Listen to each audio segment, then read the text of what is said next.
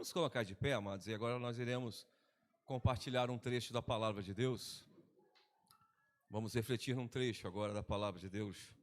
Abre comigo a tua Bíblia na carta que foi escrita pelo nosso irmão Paulo e enviado aos Gálatas, capítulo 1. Gálatas, capítulo 1.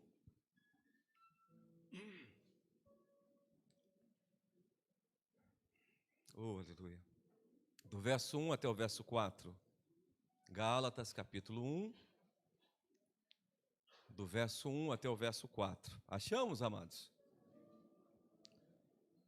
Paulo, apóstolo, não da parte de homens, nem por intermédio de homem algum, mas por Jesus Cristo e por Deus Pai, que o ressuscitou dentre os mortos. E todos os irmãos, meus companheiros, às igrejas da Galácia.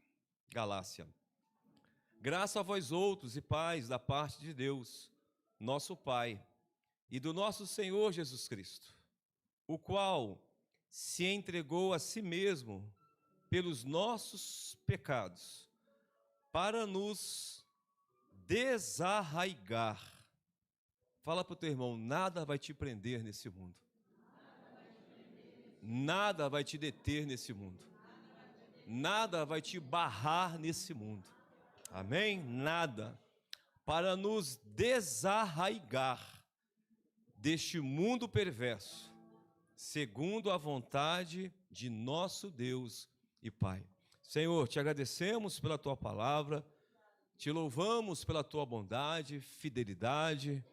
Te louvamos, ó Deus, por essa notícia tão tremenda. O Senhor se entregou pelos nossos pecados para nos desarraigar desse mundo perverso. E que nessa noite, Pai, os olhos do nosso entendimento e as janelas do nosso coração possam se abrir para que nós possamos compreender e corresponder a esse ato tão maravilhoso do Senhor por nós. Oramos assim em o nome de Jesus. Amém? Pode se assentar, meu irmão. Pode se assentar, minha irmã. Que coisa boa estar com vocês diante dessa palavra. E hoje aqui para nós da ICEA, hoje é um dia muito especial. Eu faço sempre menção de comentar isso nesse dia, porque hoje é aquele dia em que nós iremos participar como servas e como servos de Deus da mesa do Senhor. Nós iremos participar da ceia do Senhor. E faremos isso porque nós entendemos aqui na ICEA que essa é uma ordenança de Deus para nós. Essa é uma direção de Deus para nós. Esse é um mandamento para o povo de Deus. Esse é um mandamento para a igreja do Senhor. E via de regra, quando nós escutamos essa palavra mandamento, por vezes nós a associamos a uma coisa ruim, a uma coisa má, porque parece ser uma coisa impositiva, uma coisa taxativa, uma coisa obrigatória e, portanto, uma coisa não muito boa. Mas minha irmã e meu irmão, eu quero te dizer uma coisa: os mandamentos de Deus, eles não são penosos. Os mandamentos de Deus, eles não são penosos, pelo contrário, eles são maravilhosos, eles são poderosos, eles são operosos, eles são tremendos. E sobre esse mandamento em particular, o que o Senhor Jesus Cristo disse foi: quem comer a minha carne e beber o meu sangue tem a vida eterna, e eu o ressuscitarei. Aleluia! Eu o ressuscitarei. Eu o ressuscitarei no último dia. Tem a vida eterna e eu o ressuscitarei no último dia. Olha que palavra tremenda, amados. É uma palavra que vem ao encontro da nossa alma, nos trazendo tranquilidade, por exemplo, em relação a um dos nossos maiores medos, a morte. Quem quer morrer aqui? Ninguém. Ir para o céu todo mundo quer, mas morrer Está todo mundo querendo dar um jeito de ser diferente. Porque todo mundo tem medo, gente. Mas está escrito aqui: quem comer a minha carne e beber o meu sangue tem a vida eterna, e eu o ressuscitarei no último dia. Uma coisa que faz parte do ofício pastoral, da lide de um pastor, é a questão do ofício fúnebre. Vira e mexe, o pastor tem que sepultar alguém. E minha irmã e meu irmão, quando um pastor, pelo menos comigo é assim, quando eu estou ali num sepultamento de alguém que eu sei que servia a Deus, temia a Deus, amava a Deus, honrava a palavra de Deus, e que, portanto, participava do corpo e do sangue de Jesus, eu confesso, eu sou tomado por uma certa paz, por um certo regozijo, e até por uma certa alegria, porque eu sei que diante de mim está um corpo vazio, mas porque o céu já está mais cheio. Eu tenho certeza que diante de mim está um corpo frio, eu costumo até beijar, eu faço isso, mas é porque eu tenho certeza que alguém já está nos braços calorosos do amor de Deus. Sabe por quê? Porque essa palavra me garante isso. Quem comer a minha carne e beber o meu sangue tem a vida eterna, e eu ressuscitarei no último dia. Mas não foi só isso que Jesus falou, gente. Ele falou assim: quem comer a minha carne e beber o meu sangue tem a vida eterna, né? Ou melhor, quem comer a minha carne e beber o meu sangue permanece em mim, e eu permaneço nele. Cristo em vós, esperança da glória. Cristo contigo, esperança da glória. Cristo contigo, esperança de vitória.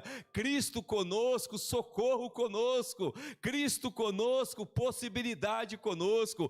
Cristo conosco, milagre conosco. Cristo conosco, maravilhas conosco, amados. E Ele diz que quem comer a minha carne e beber o meu sangue permanece em mim, e eu permaneço nele. Então, meu amado e minha amada, é por isso que nós aqui honramos a ceia, valorizamos a ceia, praticamos a ceia, participamos da ceia com muita alegria no coração. E daqui a pouco, até deixar já a minha aqui, e daqui a pouco nós iremos fazer isso mais uma vez, mas não antes de mais uma vez seguimos uma outra orientação de Deus. E qual foi? No dia da ceia, medite com a minha igreja sobre o significado da ceia, ou medite sobre aquilo para o qual a ceia aponta. No dia da ceia, reflita com a minha igreja sobre isso. Pense com a minha igreja sobre isso. Converse com a minha igreja sobre isso. E nós sabemos que a ceia aponta para o que houve na cruz. A ceia aponta para o que aconteceu com Jesus. A ceia aponta para o sacrifício do Filho de Deus, cantado aqui no início pelo meu filho. E hoje, como igreja, nós iremos pensar à luz desse texto sobre isso, sobre a natureza desse sacrifício, sobre o propósito desse sacrifício e sobre a origem desse sacrifício. E para isso nós iremos passar aqui por essa carta, a carta que foi escrita pelo nosso irmão Paulo aos nossos irmãos que moravam lá numa região chamada Galácia. E Galácia era uma região formada pelas cidades de Antioquia, Icônio, Listra e Derbe. Então Galácia não era uma cidade somente, um lugar tão somente, mas na verdade era uma região com diversas igrejas. E aqui nós vimos no texto, o que está escrito é que Paulo, ele escreveu a sua carta para essas igrejas. O que faz essa carta, a carta aos Gálatas, uma carta que difira de todas as outras cartas de Paulo, porque todas as outras cartas de Paulo são cartas com uma única destinação, ou com um único destinatário. Paulo, quando escreveu aos Colossenses, ele escreveu para a igreja que estava em Colossos. Paulo, quando escreveu para os Filipenses, ele escreveu para a igreja que estava em Filipos. Mas Paulo, quando escreve para os Gálatas, ele escreve para diversas igrejas que se encontravam naquela região chamada Galácia, formada por Antioquia, Icônio, Listra e Derbe. E por que é que Paulo está escrevendo para aquelas igrejas? Porque lá naquelas igrejas, gente, tem algo muito sério acontecendo. Lá naquelas igrejas tem algo muito problemático acontecendo. E que inclusive acontece até hoje, por incrível que pareça. E o que é que estavam acontecendo lá naquele lugar, gente? É que os membros daquelas igrejas, os cristãos daquelas igrejas, eles meio que perderam de vista o que houve na cruz. Eles meio que perderam de vista o que fez Jesus por meio da cruz do Calvário. Aqueles cristãos induzidos, convencidos, enganados, ludibriados, fascinados pelos ensinos de um grupo em particular. Pastor, qual grupo? O grupo dos judaizantes. E quem eram os judaizantes? Eram aqueles judeus que se converteram ao cristianismo, que se renderam a Jesus num determinado momento, mas que no decorrer do tempo acabaram voltando a apreciar os ditames da lei, acabaram voltando a praticar certas regras da lei. E aqueles homens começaram então a influenciar o povo. Paulo chama eles de os da circuncisão, porque esse era um dos pontos principais que eles pregavam. E pregando isso, eles começaram então a contaminar aqueles cristãos, que eram o quê? Gentios. Paulo é o apóstolo dos gentios. As pessoas que se renderam, que se converteram, não eram judeus. Eram os gauleses, os gregos, os romanos que lá viviam. Paulo pregou o evangelho e eles se converteram, mas agora cristãos, judeus ou judaizantes, estão virando e dizendo assim: olha, é verdade, você creu em Jesus, você aceitou Jesus, Ele salva, mas para garantir, procura se circuncidar também.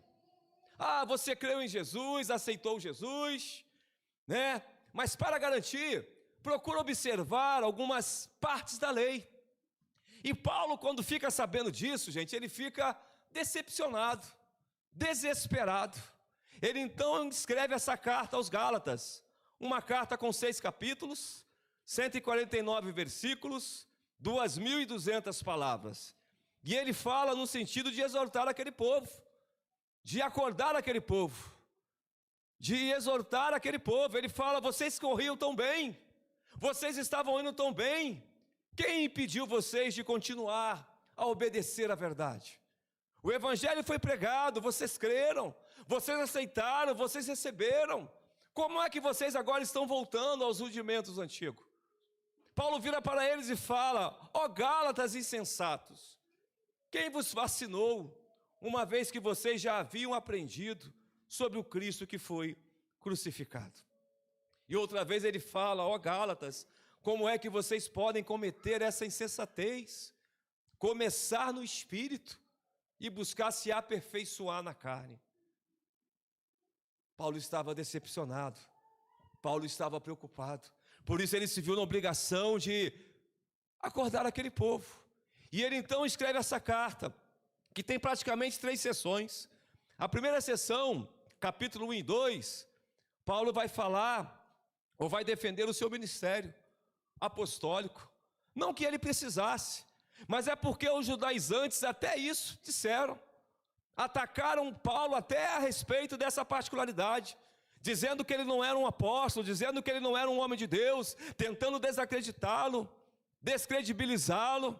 Mas ele fala com autoridade: Paulo, apóstolo, não da parte de homens, nem por intermédio de homem algum, mas por Jesus Cristo e Deus, a quem Jesus ressuscitou.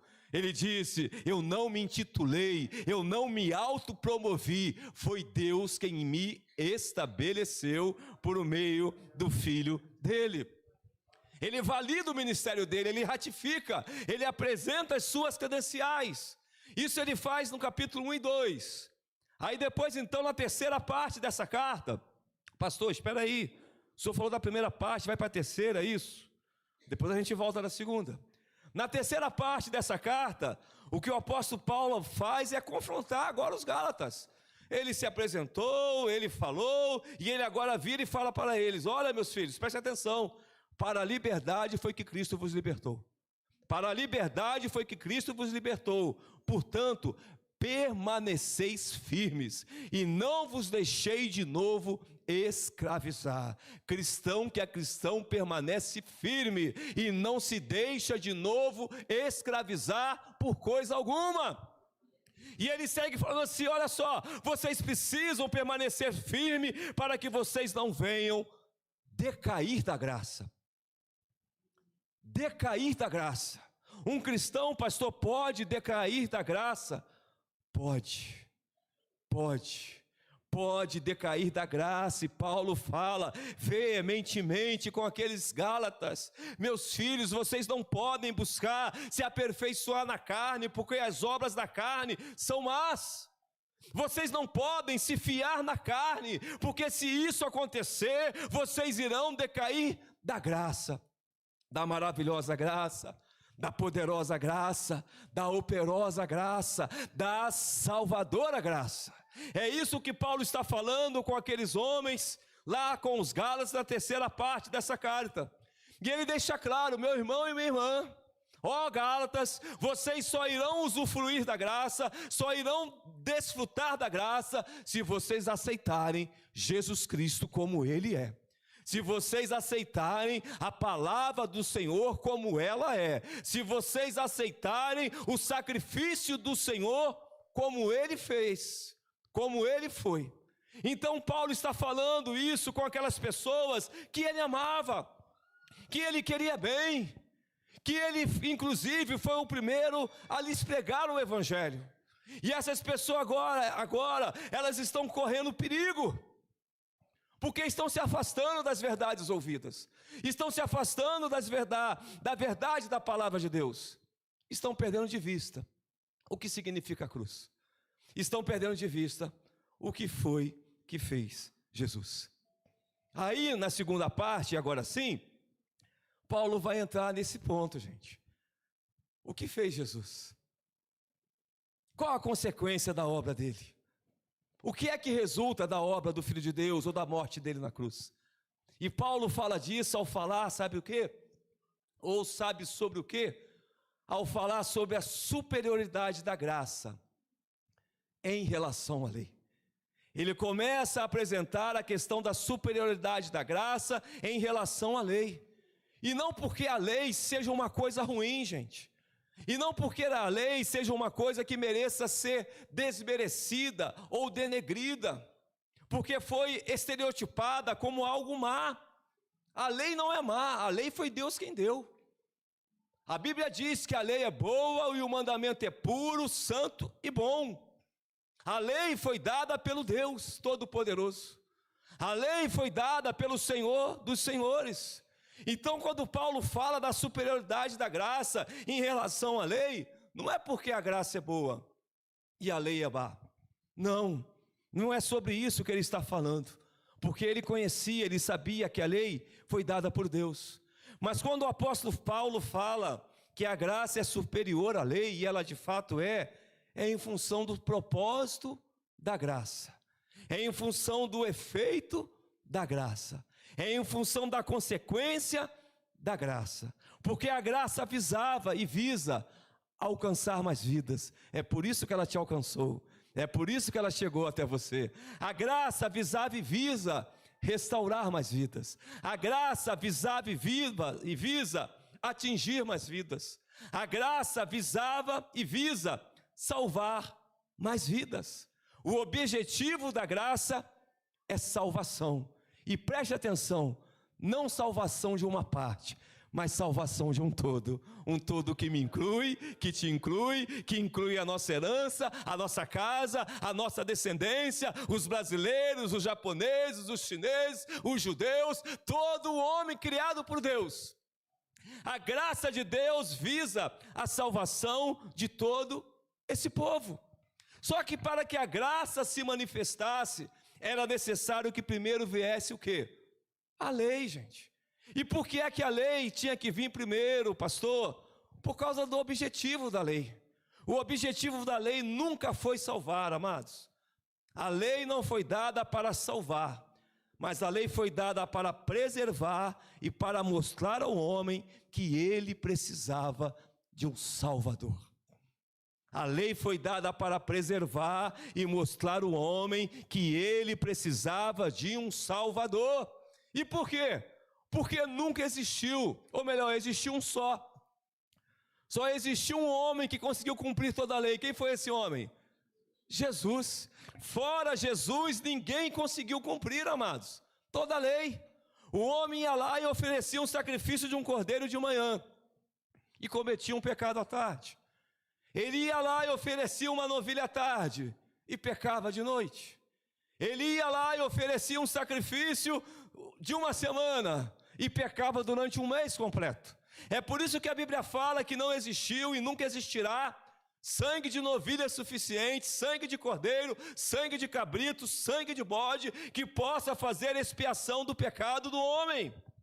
Porque o homem peca e peca. Por que, pastor, que o homem peca? Porque tais sacrifícios ou tais derramamentos de sangue, gente, não eram capazes de tirar de dentro do homem aquele traço que ele herdou de Adão. Porque em Adão todos pecaram. E a partir de Adão toda a humanidade nasce com essa natureza pecaminosa. Por isso o objetivo da lei nunca foi arrancar essa natureza pecaminosa. Até porque a lei não seria capaz. Só há um que é capaz de nos fazer nova criatura. Só há um que é capaz de nos fazer nascer de novo. Só há um que consegue mudar a nossa essência, a nossa natureza. E esse um é Jesus Cristo, Filho de Deus. É Jesus Cristo, Filho de Deus. Por isso o objetivo da lei nunca foi salvar, gente. Foi preservar e mostrar ao homem que ele precisava de Jesus. Por isso a Bíblia diz que a lei nos serviu de aio para nos levar a Cristo. O que era um aio? Era uma espécie de uma mama que pegava na mão de uma criança e conduzia a criança. A Bíblia vai dizer que o fim da lei é? O fim da lei é? E fim aqui não é fim de término, mas objetivo. O objetivo da lei foi nos conduzir àquele que é capaz de nos transformar numa nova criatura para a glória de Deus Pai, o Deus Todo-Poderoso, gente. Amém, amados? Então, os Gálatas perderam isso de vista.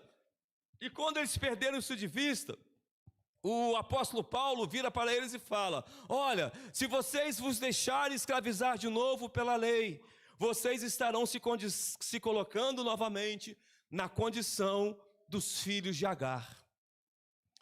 Vocês estarão se colocando na condição dos filhos de Agar, e não mais estarão na condição dos filhos da promessa. Pastor, como assim? Como é que é essa coisa que o apóstolo Paulo fala, lá no capítulo 4, de ser filho de Agar e de ser filho da promessa? Pedro, projeta por gentileza. Isso é algo tremendo, amados. Isso é uma revelação tremenda, porque isso mostra quem você é agora. Quem é você? Quem é a sua descendência? Quem é a sua casa? Gálatas 4, por gentileza, do 21 ao 28. Gálatas 4, olha para cá, vamos ler juntos aqui. Dizei-me vós, os Gálatas, né? Os que quereis estar sob a lei, acaso não ouvis a lei? Pois está escrito que Abraão teve dois filhos, um da mulher escrava. Quem era a mulher escrava? Agar. E o outro da livre. Próximo. Mas o da escrava nasceu segundo a carne, o da livre mediante a promessa. Qual promessa? Abraão, você vai ser pai de uma grande nação, pai de uma multidão. Estas coisas são alegóricas, porque essas duas mulheres são duas alianças. Quais alianças, gente? A antiga aliança e a nova aliança. O período da lei e o período da graça. Uma, na verdade, se refere ao Monte Sinai, que gera para a escravidão. Esta é Agar. Espera um pouquinho. Se refere ao Monte Sinai. Por que o Monte Sinai, gente? Ou o Monte Horebe? Se lembra que eu preguei aqui? Que Deus convidou quem para o Monte Horebe? Para fazer o quê? Entregar a lei para ele. Entregar as tábuas da lei para ele. Então, uma, na verdade, se refere ao Monte Sinai, que gera para a escravidão. Esta é Agar. O próximo. Ora, Agar é o Monte Sinai na Arábia e corresponde a Jerusalém atual, que está em escravidão com seus filhos. Pastor, qual Jerusalém atual? A Jerusalém que não aceita o sacrifício de Jesus. A Jerusalém que não aceita a salvação por meio de Cristo. A Jerusalém, ou o povo daqueles dias e desses dias também, gente.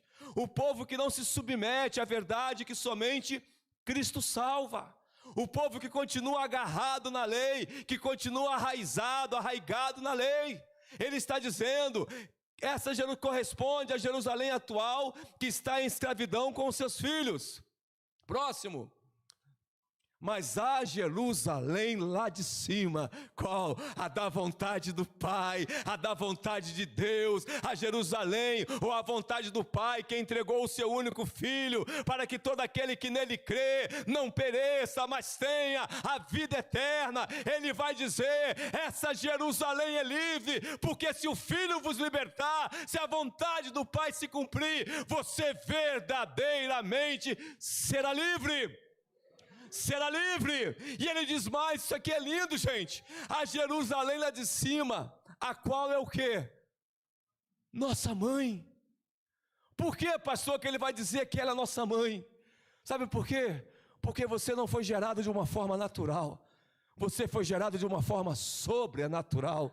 Em Cristo você nasceu de novo. Você é um milagre. Você foi regenerado. Você é uma nova criatura. Você se parece com quem, pastor?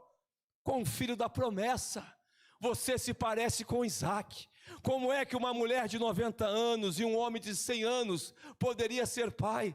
Somente se um milagre acontecesse. Um milagre aconteceu com você, e como o Mateuzinho declarou agora, você é filho de Deus, co-herdeiro com Cristo, porque você é filho da promessa. Você é filho da promessa. E quando é que isso acontece, pastor? É na cruz do Calvário, é na morte de Jesus. E os Gálatas haviam perdido essa noção, eles haviam perdido essa visão, eles não estavam mais crendo nisso, não estavam mais acreditando nisso, gente. Que o sacrifício que o Senhor Jesus fez, ele é perfeito e eficaz. Ele muda a nossa história, ele muda a nossa sorte, ele muda a nossa vida, ele muda a nossa realidade. Porque a lei nunca poderia salvar, mas o Filho de Deus, ele foi capaz de nos libertar e de reescrever a nossa história. E pastor, como foi que isso aconteceu? Isso aconteceu por meio do sacrifício na cruz do Calvário. O sacrifício que, conforme eu falei, eles perderam a noção. E que nós, enquanto igreja, enquanto povo de Deus, nós temos que estar constantemente revendo isso, para que isso esteja alicerçado, para que possamos crer de todo o coração, para que nós não tenhamos dúvidas, para que nós não nos deixemos enganar, não nos deixemos fascinar, para que nós não sejamos separados da palavra de Deus por causa de loquacidade frívola. Nós temos que saber o que aconteceu, o que foi feito pela nossa vida. E nós vamos ver agora essa questão da natureza do sacrifício, do propósito do sacrifício e da origem do sacrifício. E veremos por meio do texto que a gente leu. Versículo 4, por gentileza, Pedro, capítulo 1, verso 4. Capítulo 1, o qual se entregou a si mesmo pelos nossos pecados. Ele se entregou a si mesmo. Jesus não foi para a cruz porque Herodes foi covarde e não quis salvá-lo. Jesus não foi para a cruz porque Judas o traiu. Jesus não foi para a cruz porque a multidão o sentenciou. Jesus foi para a cruz porque ele quis ir para a cruz. E ele quis ir para a cruz foi por causa da tua vida, da minha vida, da nossa casa, da nossa herança, da nossa descendência. Ele se colocou na cruz, gente. E preste atenção, ele não se colocou para ser um mártir, não se colocou para receber glórias, não se colocou para que sobre ele se contasse histórias. Jesus se colocou na cruz para nos salvar, nos redimir, nos resgatar, nos restaurar, nos transformar. Jesus se colocou na cruz não somente para morrer, mas para matar o que queria te matar. Na cruz do Calvário, na morte de Jesus, a morte morre, porque Ele vence até a morte. É por isso que o Filho de Deus, Ele se coloca na cruz do Calvário. Jesus não fez igual os suicidas que querem se matar e que saem de noite escondido, ou entram num quarto e fecham a porta e pegam um revólver e atira na cabeça. Não, gente. Jesus não morreu uma morte particular, pelo contrário, Ele fez questão de que na morte dele, Deus o visse morrendo, o diabo o visse morrendo, o mundo visse morrendo, porque a morte dele não é uma morte particular, mas é uma morte vicária, substitutiva, é para nos substituir. Ele morre para nos redimir, nos resgatar, nos transformar, e o diabo tem que saber que ele já comprou a tua vida por meio do sangue dele. Ele já te redimiu, Ele já te restaurou, Ele já te libertou. Por isso a morte dele não é particular, meu irmão, é pública, é para que todos saibam que você agora pertence ao Deus Todo-Poderoso. É essa a natureza da morte do Senhor. É uma morte voluntária, é uma morte vicária, é uma morte substitutiva. Éramos nós que deveríamos morrer, gente. Éramos nós que deveríamos estar na cruz do Calvário. Éramos nós que deveríamos receber a sentença. Mas aquele que não morria porque era eterno, morreu. Aquele que não merecia sofrer, porque é aquele que arranca de nós o sofrimento, sofreu. Aquele que não merecia perder, porque é aquele que nos dá tudo, perdeu. Aquele que não merecia ser castigado por não ser fraco, porque Ele é o Todo-Poderoso, foi castigado como ovelha muda perante os seus tosqueadores, para te libertar, para te restaurar, para te salvar. Ele se entregou a si mesmo pela sua vida, Ele perdeu a vida para nos dar vida, Ele experimentou, sofreu, suportou o pior para nos dar o melhor. Ele morreu na cruz no nosso lugar.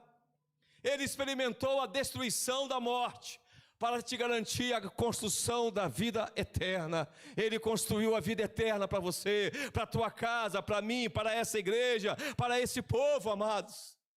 Ele fez isso por amor, amor a nós. Não era Ele, seríamos nós que deveríamos receber ou beber, como Ele disse, o cálice da ira de Deus. Sorver até a última gota o cálice da ira de Deus. Pastor, isso é pesado, mas não, gente, isso é bíblico. Isso é bíblico. Deus é amor, mas Deus é também o quê? Fogo consumidor. Deus é amor, mas Deus é também um justo juiz. E Ele é um juiz que não coloca panos quentes. Ele é um juiz que não vende sentença. Ele é um juiz que não aceita suborno. Ele é um juiz, sabe, que quando é errado, Ele diz é errado. É pecado, é pecado. E Ele disse que a alma que pecar, certamente morrerá. Porque o salário do pecado é a morte. Então por que nós estamos aqui? Por causa do sacrifício da cruz do Calvário, por causa daquilo que aconteceu na cruz do Calvário. E eu ouvi uma analogia de um homem de Deus, porque eu tenho orado muito, que eu achei tremenda, gente, explicando essa questão da ira de Deus, da realidade que o Mateus falou do nosso pecado, que todos somos pecadores, e daquilo que Deus certamente tinha que fazer. E o que ele diz é que Deus do seu céu, da sua santa morada, quando Ele olhava para a terra, o que Ele via nessa terra que é redonda, era uma bola de pecado. Era uma bola de pecado, porque toda a humanidade está em pecado. Nós nascemos em pecado. E o nosso Deus é o Deus que não suporta pecado. Ele diz que, a palavra diz que Deus é tão puro de olhos que não pode contemplar o mal. Deus não trata com pecado, não admite pecado, não aceita pecado. Deus sentencia pecado. E não somente sentencia, mas Ele tem que executar a juíza, ou melhor, a sentença sobre o pecado. E amados, a Bíblia vai dizer que chegou o dia disso acontecer. Chegou o que a Bíblia chama da plenitude dos tempos, ou da medida do cálice da ira de Deus. Chegou um dia em que Deus, sendo juiz e sendo justo, tendo decretado uma sentença, Ele agora tem que aplicar essa sentença. E essa sentença resultaria em quê? Na morte do pecador, no extermínio do pecador, na destruição de todo pecador. Só que tem um problema: o pecador é quem Ele ama. O pecador sou eu, o pecador é você, o pecador somos nós, o pecador é o Luiz Felipe que nasceu semana passada, é o Murilo, são as crianças que vai nascer, é o André que ainda está na barriguinha da Laura. Nós somos os pecadores e Ele ama a gente. E então agora, como é que isso vai ser resolvido? Ele tem que executar a sentença dele, ele tem que aplicar o juízo dele. Todos os homens pecaram e eles estão merecendo a morte. Só que tem uma coisa: Ele ama o homem que Ele criou. Amados, uma coisa tremenda aconteceu antes da fundação do mundo. Antes de chegar a doença, Ele já tinha providenciado a cura. E a cura se chama cruz do Calvário, morte de Jesus na cruz do Calvário, morte do Filho de Deus na cruz do Calvário. É o homem que eu tenho que castigar, é o homem que eu tenho que sentenciar, é o homem que eu tenho que matar. Ok, eu irei fazer isso, só que tem um detalhe: eu não vou matar o homem que descende de Adão. Eu não vou matar um homem que já nasce com essa índole pecaminosa, com essa natureza pecaminosa que o leva a pecar. Eu vou fazer diferente. Eu vou matar um homem sem pecado algum. Jesus, meu filho, é você que vai ter que ir lá. E o Filho de Deus, para o seu próprio Deus, diz: eu vou descer. Ele foi obediente até a morte, e morte de cruz. E Ele então desceu, e Ele desceu para morrer, desceu para tomar o meu lugar, desceu para tomar o seu lugar. E a Bíblia fala que chega o dia em que Deus tem que aplicar a sentença. E nessa analogia, o que é dito é que a sentença de Deus, a ira de Deus, o castigo de Deus, é como se fosse um meteoro 500 milhões de vezes maior do que a terra. A terra, que é uma bola de pecado, porque na terra habita pecadores, e Deus então libera a ira dele, e tem um meteoro 500 milhões de vezes maior que a terra, vindo para destruir a terra com os seus pecadores. A história fala que quando os dinossauros foram extintos, foi um meteoro com 15 quilômetros só, uma lasquinha da terra destruiu a terra. Imagine um meteoro 500 milhões de vezes maior do que a terra vindo na direção da terra. Só que no dia que o Senhor liberou a sentença, foi o dia em que pegaram um homem, pregaram ele na cruz e o levantaram da terra. E os algozes nem sabiam, mas eles levantaram ele e posicionaram ele exatamente na direção de onde vinha a ira de Deus, de onde vinha o castigo de Deus. E aquele que está pendurado ali de repente fala: Pai, perdoa-os, eles não sabem o que fazem. Aqueles que acabaram de bater nele, de ferir ele, ele fala: perdoa, e automaticamente os pecados daqueles homens saem daqueles homens e vem para aquele que está levantado da terra. Só que não somente o pecado deles sai deles e passam para Jesus, mas como aquelas cartas que você coloca em fileira ou dominó, que você derruba o primeiro e vai tudo caindo. Isso aconteceu. De repente o pecado de todos os homens começaram a vir sobre Jesus Cristo. E foi vindo o meu pecado, o pecado do André, da Viviane, o teu pecado, de quem já nasceu, de quem vai nascer, de quem vai morrer. Todos os pecados foram vindo sobre Jesus.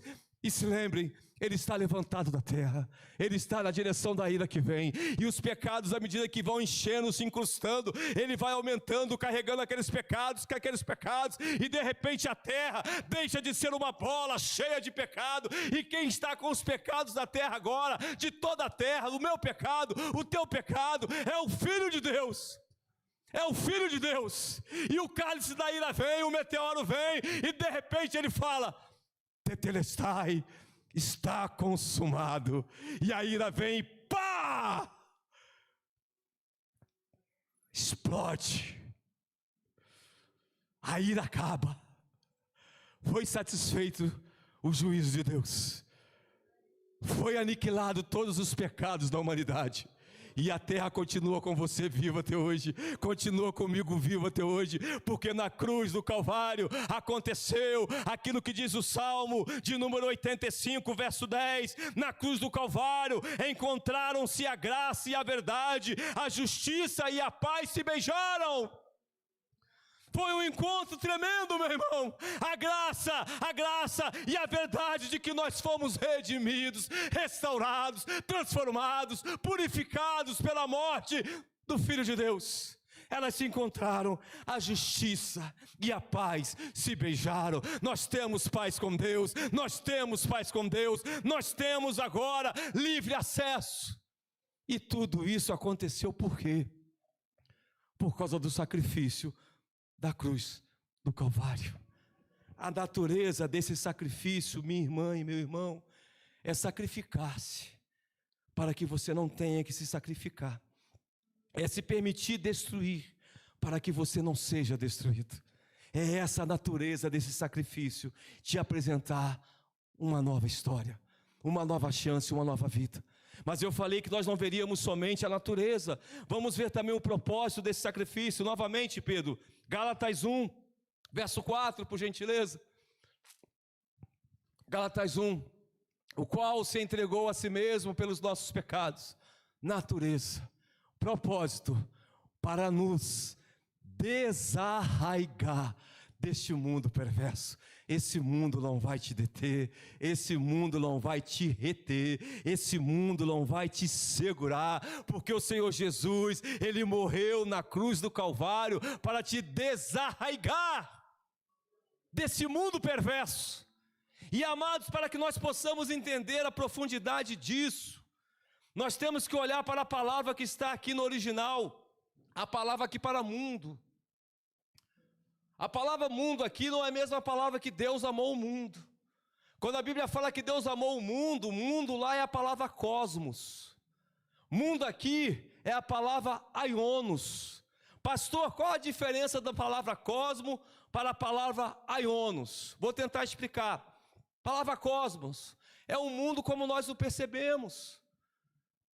É um mundo que tem um dia de 24 horas, uma semana de 7 dias, um mês de 30 dias, um ano com 12 meses, um mundo onde você passeia, vai aqui, vai lá, vai acolá, mas parece que o mundo está assim, está sempre na mesma, parece que a coisa não muda. É por isso que de repente alguém vira e fala quando alguém morre, morreu tão de repente. Não, morreu porque tinha que morrer, a gente nasce para morrer.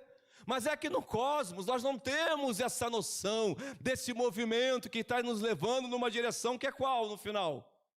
A morte. Cosmos é isso, gente. É o mundo em repouso. E aionos é o mundo em movimento.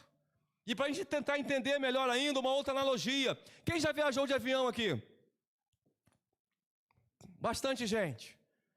Quando você está assentado na fileira 6 e olha para as duas pessoas que estão do teu lado, você está no corredor para as 3, isso aí é viagem nacional, viu? Viagem para o exterior, o pessoal que tem dinheiro aí tem banco para caramba no avião, nem sei quantos tem, né? Aí você olha para o lado, tem duas pessoas, olha para cá, tem 3 pessoas no outro banco, né? Mateus, Thaís e Viviane, eu fico sempre lá de cá sozinho. Olha para frente, tem as crianças fazendo bagunça, olha para trás, e as crianças gritando, e você é doido para a viagem acabar, né? Você está no avião, parece que você está em movimento ou em repouso, lá dentro sentado? Repouso. Isso é cosmos. Você está numa coisa que está em movimento, mas aparentemente você está o quê? Em repouso. Isso é cosmo. Pastor, aionos. Aionos é você na terra, olhando para o avião. O avião parece estar em repouso ou em movimento? Movimento. E meu irmão, põe movimento nisso. São 1000 quilômetros por hora. É um movimento incalculável, impensável, indescritível. Aionos é isso. É essa aceleração que nós não percebemos, mas que existe. Só que com um detalhe, gente. Aionos perverso. Aparece na Bíblia aionos mal. Sempre que aionos está aparecendo, ela está associado a uma coisa ruim. Então, o que é aionos nessa analogia? É aquele avião que está todo mundo lá dentro achando que está repousando, está sentado, tranquilo, só que o piloto e o copiloto tiveram um infarto, morreram os dois, e ninguém sabe que eles morreram. O avião está a 1.000 km/h e não tem mais ninguém guiando. O que vai acontecer com esse avião? Tragédia. A Ionos é isso, gente. É a verdade da nossa aceleração para o fim, para a tragédia, para o mal, para a condenação eterna. Todo homem sem Jesus, ele está agora no cosmo, mas mal sabia ele que ele também está no Aionos, indo para o mal, a tragédia, a catástrofe, a condenação eterna. Mas está escrito que o Senhor morreu pelo meu pecado, para me desarraigar da tragédia, da condenação eterna, da catástrofe, do inferno. Ele me resgatou, Ele me tirou do império das trevas e me transportou para o reino do Filho do seu amor, queridos. Ele me deu vida quando eu estava morto nos meus delitos e pecados. Ele me tirou daqui e já me fez assentar nas regiões celestiais em Cristo Jesus. E tudo isso aconteceu no sacrifício da cruz. O propósito foi esse: garantir que você não esteja arraigado no Aionos. Pelo contrário, você saiu, foi desse mundo e já está com seu lugar assentado lá na presença de Deus, lá na eternidade. E tudo isso porque o Filho de Deus se entregou por você na cruz do Calvário. Na cruz do Calvário. Esse foi o propósito. A natureza se entregar, o propósito se desarraigar. E a origem disso tudo, pastor? Amor. Ele te ama com um amor imutável, com um amor inabalável, com um amor indescritível, mas com um amor real. E é por isso, sabe, que ele fez tudo isso, porque ele entende que o seu lugar é na presença dele. O seu lugar é habitando com ele desde já, desde agora. Você que foi desarraigado desse mundo perverso, você é na verdade uma pessoa que hoje, você vive em dois mundos.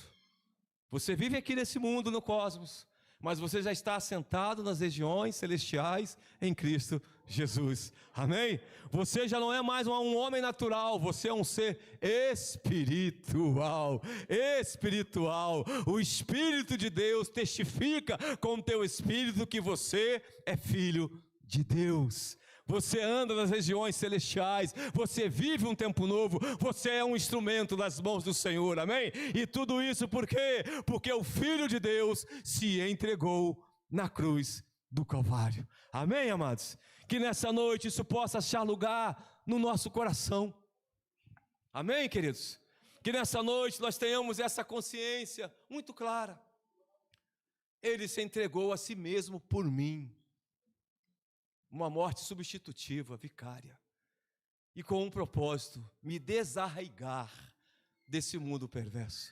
Eu não estou caminhando para uma tragédia, eu não estou caminhando para uma catástrofe, eu não estou caminhando para um fim terrível. Eu estou caminhando para a Nova Jerusalém, eu estou caminhando para um mundo de paz, eu estou caminhando e já estou, amém? Eu não irei depois da morte, eu já estou caminhando. Meu irmão e minha irmã, entenda isso, já está acontecendo na tua vida um novo tempo de Deus, a nova história de Deus. Você já é uma nova criatura, você não é descendente de Agar, mas você é filho da promessa, porque você é objeto do poder sobrenatural de Deus na tua vida, amém? Vamos nos colocar de pé, queridos. Oh, aleluias. Ah, Senhor, obrigado, Pai. Obrigado, obrigado, obrigado.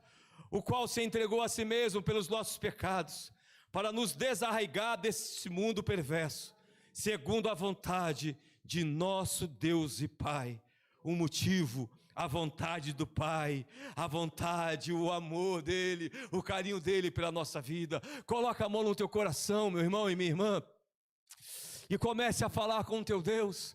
Comece a agradecer o teu Deus pelo sacrifício dele na cruz do Calvário, pela decisão dele. Comece a agradecer a Jesus Cristo pelo posicionamento dele. Pai, sim, eu vou me tornar carne, eu vou me esvaziar da minha glória, eu vou descer, eu vou substituir o João Marcos, a Natália, o Natan, o Magno, eu vou substituir, eu vou lá, eu vou morrer no lugar deles, eu vou remover o pecado deles, eu vou restituí-los ao Senhor. Eles terão de novo livre acesso, eles poderão entrar confiadamente à sala do trono, eles poderão se achegar ao Senhor, eles poderão estar na tua presença. A tua justiça foi satisfeita. O Senhor se revelou o justo juiz. O Senhor se revelou o amor.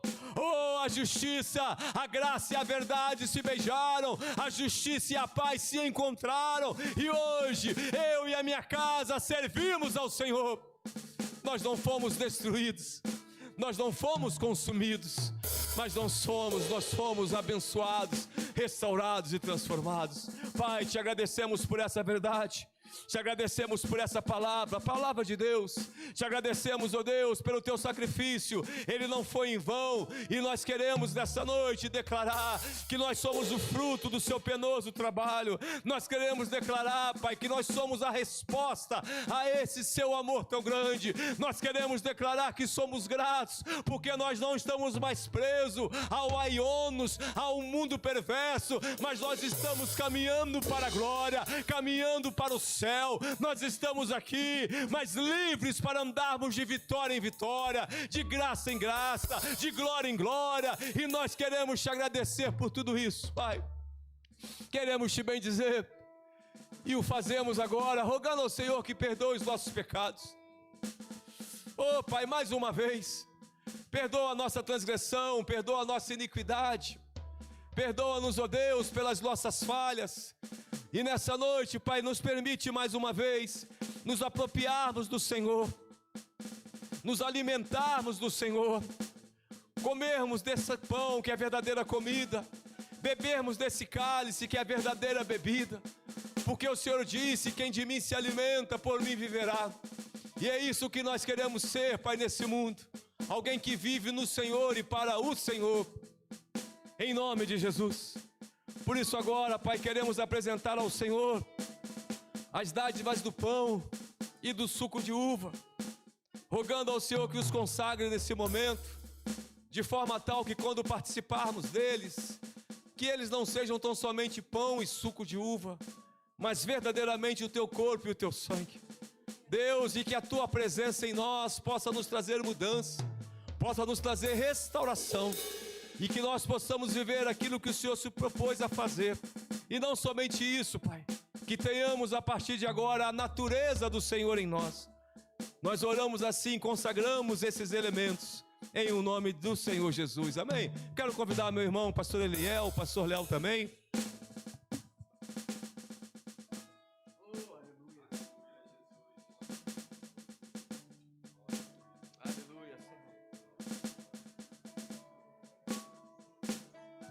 Minha irmã e meu irmão, a mesa da Sé é uma mesa aberta.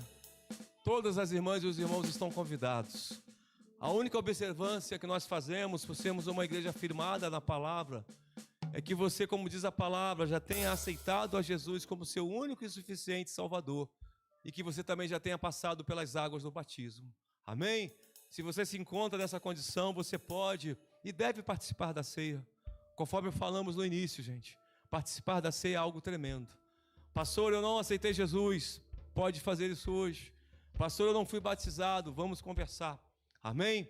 Mas se aproprie de tudo aquilo que o Senhor se dispôs a te propiciar, porque tudo isso é vida. Amém, minha irmã e meu irmão? Vamos vir pelo centro, pegar o cálice e voltar pelas laterais. Deixou o céu pra me encontrar. Aqui não era o seu lugar.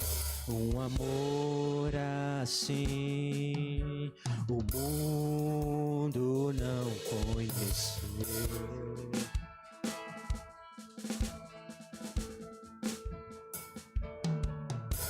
Naquela cruz se entregou, o teu perdão me alcançou. Um amor assim o mundo não conheceu.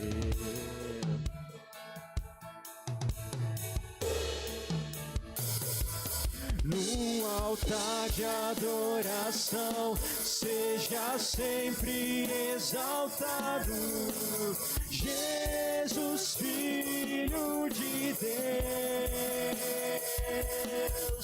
deixou a sua glória, morreu em meu lugar. Jesus, Filho de Deus, tu és Jesus, Filho de Deus, levou sobre si pecado e dor, venceu a morte, ressuscitou. Um amor assim o mundo não conheceu.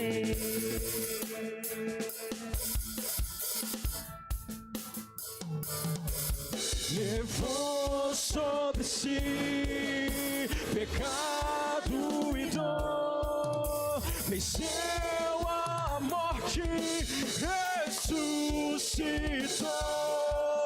O amor assim o mundo não conheceu.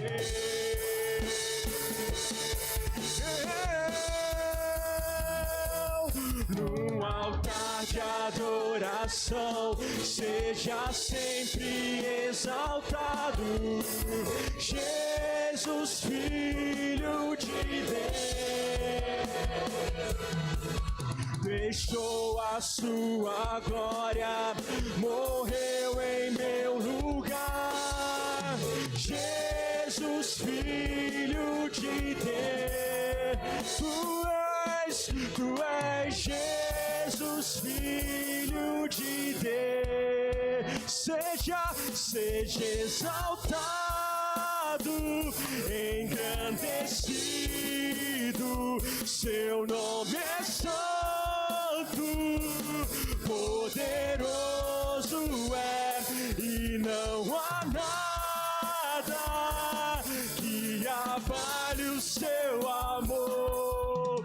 Na cruz me libertou, na cruz me libertou, na cruz me libertou, na cruz me libertou.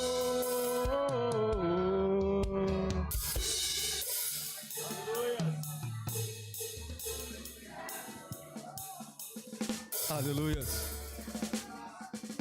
Aleluias. O qual se entregou a si mesmo pelos nossos pecados, para nos desarraigar deste mundo perverso. Aleluia. Você que é livre, levante suas mãos para o céu. Eu sou livre, eu sou livre. Eu sou livre, eu sou livre. Eu sou livre e não me deixarei de novo escravizar.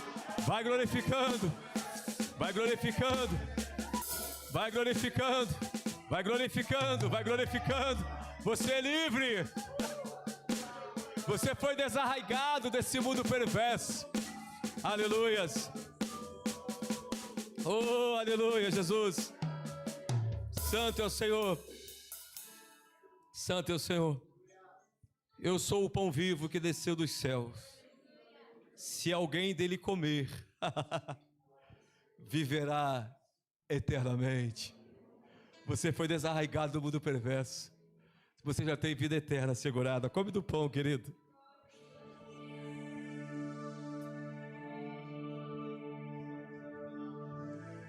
Louvado seja o teu nome, Jesus. Louvado seja o teu nome, Jesus. Nós te adoramos, Pai. Nós te adoramos. Quem comer a minha carne e beber o meu sangue tem a vida eterna. Não é terá, tem a vida eterna. Tenha. Declara para o inferno ouvir: eu já tenho a vida eterna. Eu tenho, não é terá, você tem. Tem a vida eterna. E eu ressuscitarei no último dia. Bebe agora do cálice.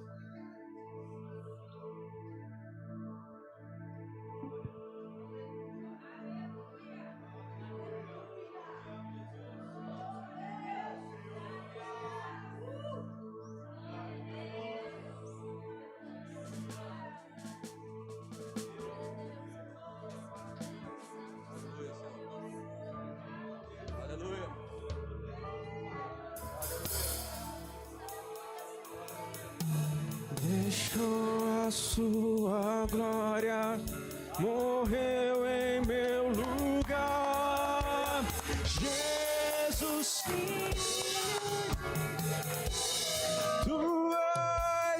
tu és Jesus, filho. Tu és Jesus, filho. Tu és Jesus, tu és Jesus, filho. A glória, a força e o poder ao Rei e louvor ao Rei Jesus. A honra, a glória, a força e o poder ao Rei Jesus e o louvor ao Rei Jesus.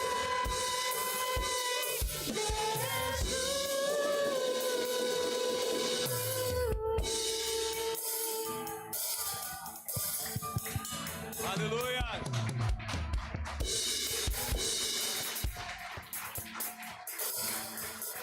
Aleluia! Amados, pode acreditar em tudo que você ouviu nessa noite,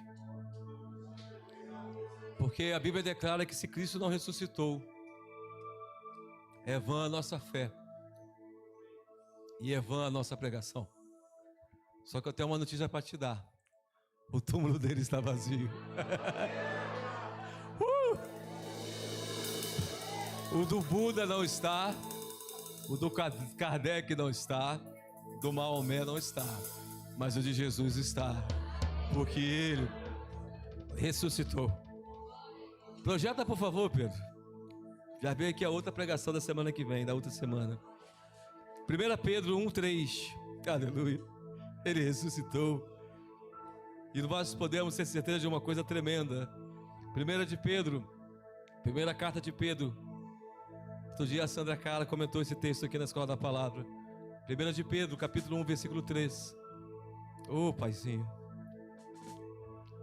Bendito Deus e Pai de nosso Senhor Jesus Cristo, que segundo a sua muita misericórdia, nos regenerou, ou nos gerou de novo para uma viva esperança, mediante a ressurreição de Jesus Cristo dentre os mortos. Você é outra pessoa.